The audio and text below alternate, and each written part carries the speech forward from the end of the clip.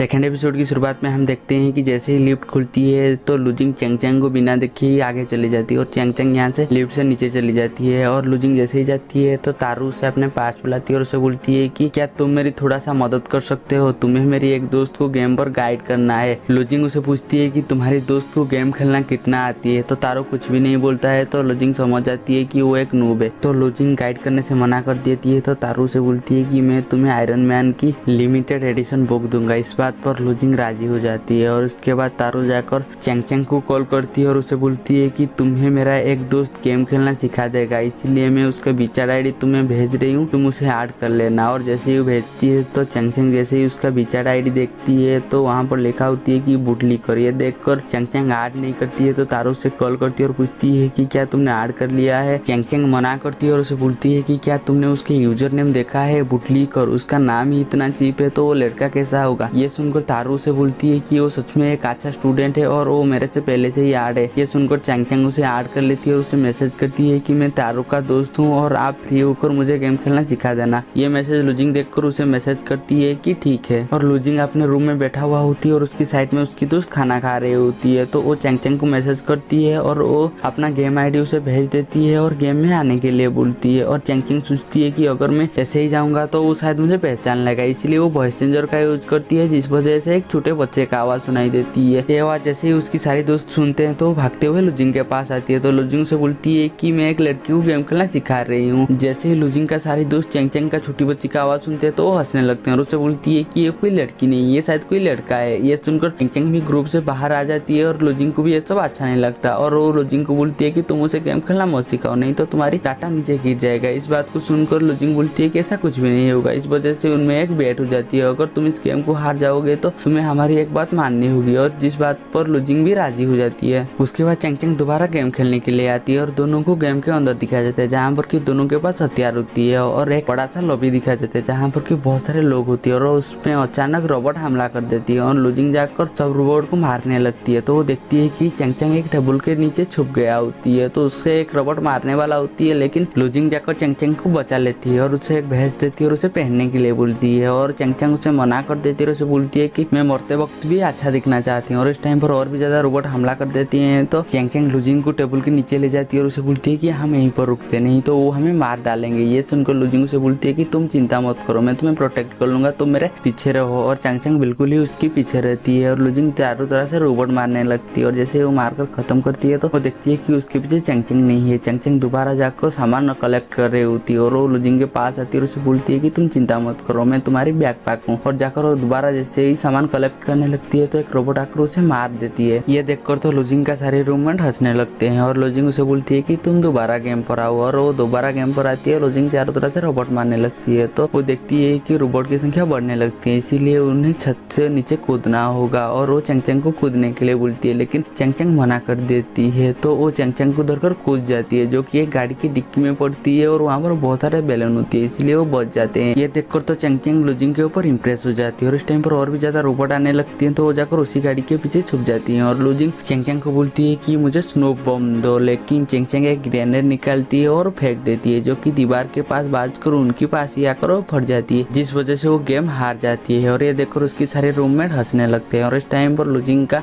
Room में power disconnect हो जाती है और वो चैंग को मैसेज करती है और बोलती है कि हमारे यहाँ पर पावर डिस्कनेक्ट हो गया है और जब भी पावर आएगा तो मैं तुम्हें मैसेज कर दूंगा। ये देखकर चैंग खुश हो जाती है, क्योंकि चैंग को ऐसा लगता था कि वो भाग जाएगा, लेकिन वो भागा नहीं। उसके बाद लुजिंग को उसकी सारी दोस्त पूछती है कि वो लड़की कौन था, तो लुजिंग से बोलती है कि वो मेरा दोस्त का एक दोस्त है। ये सुनकर उसकी सारी दोस्त से बोलती है कि क्या पता वो लड़की नहीं लड़का हो, क्योंकि वो वॉइस चेंजर का यूज कर रहा था। यह सुनकर लुजिंग उन्हें सोने के लिए बोलती है और वो खुद सो जाती है। और अगली सुबह लुजिंग उठती है और वो रनिंग पर चली जाती है और उसी टाइम पर चैंग भी अपने घर पर रनिंग कर रही होती है, तो दोनों में तो काफी बातें सेम जैसी है। और उसके बाद लुजिंग अपने कॉलेज में जाती है और उसके पास एक लड़की आती है और उसके नाम किकी होती है और उसे देखकर हमें पता चलती है कि वो लुजिंग में काफी ज्यादा इंटरेस्टेड है। और वो लुजिंग को बोलती है कि मैं लिटरेचर क्लास की स्टूडेंट हूँ, लेकिन मैं यहाँ पर साइन अप कर चुकी हूँ। और वो दोनों बात कर रहे होते हैं तो उनके पास और एक लड़का आती है, जो कि बिल्कुल लुजिंग की तरह ही ड्रेस पहना हुआ होती है, क्योंकि वो लुजिंग की तरह बनना चाहता था और उसकी तरह दिखना चाहता था। और वो जाकर किकी की साइड में बैठ जाती है, जिस वजह से लुजिंग यहाँ से उठकर चली जाती है। तो किकी उसे बोलती है कि अगर तुम इस तरह से लुजिंग से ड्रेस मिलाकर पहनोगे तो लोग सोचेंगे कि तुम लुजिंग को पसंद करते हो। तो वो बोलती है कि मैं लुजिंग को को नहीं, मैं तुम्हें पसंद करती हूँ। एक बार जैसे ही वो सुनती है तो वो साइड हो जाती है, तो वो जाकर उसी की साइड में ही बैठती है। उसके बाद प्रोफेसर आ जाती है और वो देखते हैं कि आज भी क्लास पूरी तरह से फुल है, तो पूछती है कि ये क्लास हमेशा फुल क्यों रहती है। तो सारी लड़कियां लुजिंग की तरह देखने लगते हैं, क्योंकि यहाँ पर कोई भी पढ़ने के लिए नहीं आता, लुजिंग को देखने के लिए आती है। ये बात जानकर लुजिंग को थोड़ा सा एम्बैरेसिंग लगती है। और दूसरी तरह चेंग चेंग स्टूडियो में थी और वो सॉन्ग को रिकॉर्डिंग करने वाली थी, लेकिन उसे सॉन्ग को समझ में नहीं आता। तो प्रोड्यूसर उसके पास आकर पूछती है कि क्या हुआ, सॉन्ग तुम्हें पसंद नहीं है या? तो चेंग चेंग बोलती है कि ऐसा नहीं है, सॉन्ग तो पसंद आया लेकिन मुझे कुछ भी समझ में नहीं आ रहा है, बोलकर वो यहाँ से चली जाती है। दूसरी तरह लुजिंग अपने दोस्त को बोलती है कि मैं रिसर्च डाटा कंपटीशन में हम दोनों का नाम भेज चुकी हूँ, जिस वजह से हम दोनों का बहुत ज्यादा अच्छा ग्रोथ होगा। ये सुनकर उसकी दोस्त उसे बोलती है कि तुम्हें मेरे ऊपर इतना भरोसा क्यों है? तो लुजिंग उसे बोलती है कि मुझे खुद के ऊपर भरोसा है, बोलकर वो यहाँ से चली जाती है। और दूसरी तरह चेंग चेंग आ रही होती है तो केके को बोलती है कि मुझे नैनजी यूनिवर्सिटी लेकर जाओ। तो केके उसे पूछती है कि तुम वहाँ पर जाकर क्या करोगी? चेंग चेंग बोलती है कि मेरा इंस्पिरेशन खो गया है, मैं जाकर वहाँ से थोड़ा सा इंस्पिरेशन लेना चाहती हूँ। ये बात सुनकर केके भी राजी हो जाती है नैनजी यूनिवर्सिटी जाने के लिए। और यहाँ पर लुजिंग जा रही होती है तो उसके पास भागते हुए उसकी सारी दोस्त आती है और उसे बोलती है कि तुमने बैट हार चुके हो, इसीलिए हम जो बोलोगे वो तुम्हें करना होगा, और उसे यहाँ से लेकर जा रही होती है। तो लुजिंग से पूछती है कि मुझे कहाँ पर लेकर जा रहे हो? और उसकी दोस्त से बोलती है कि हम तुम्हें फैकल्टी ऑफ म्यूजिक को लेकर जा रहे हैं। ये बात सुनकर लुजिंग थोड़ा सा अपसेट हो जाती है और उस टाइम पर चेंग चेंग भी वही रास्ते से गुजरती है, लेकिन वो एक दूसरे को देख नहीं पाती है और चेंग चेंग बिल्कुल फैकल्टी ऑफ म्यूजिक को ही जा रही होती है। और जिस टाइम पर चेंग चेंग बिल्डिंग में होती है, इस टाइम पर लुजिंग का दोस्त जाकर बोलती है कि मेरा दोस्त लुजिंग यहाँ पर कुछ गाना गाने वाला है, नहीं तो कुछ बजाएगा, बोलकर वो जाकर बैठ जाती है। और लुजिंग जाकर एक वायलिन लेकर आती है और बहुत ही ज्यादा अच्छे से बजाती है। देखो तो उसकी सारी दोस्त हैरान हो जाती है, क्योंकि उन्हें इसकी इस टैलेंट के बारे में पता ही नहीं होती है। और चेंग चेंग आ रही होती है, उसे जैसे ही आवाज सुनती है तो उसे तो बहुत ज्यादा अच्छा लगती है। और वो जाकर जैसे ही डोर खुलती है तो वो देखती है कि एक लड़का बहुत ही ज्यादा अच्छा वायलिन बजा रही होती है, लेकिन वो उसे सही से देख नहीं पाता। और जैसे ही वो रूम पर एंट्री करने वाला होती है तो यहीं पर हमारी एपिसोड खत्म हो जाती है। हम मिलेंगे जल्दी ही नेक्स्ट एपिसोड में।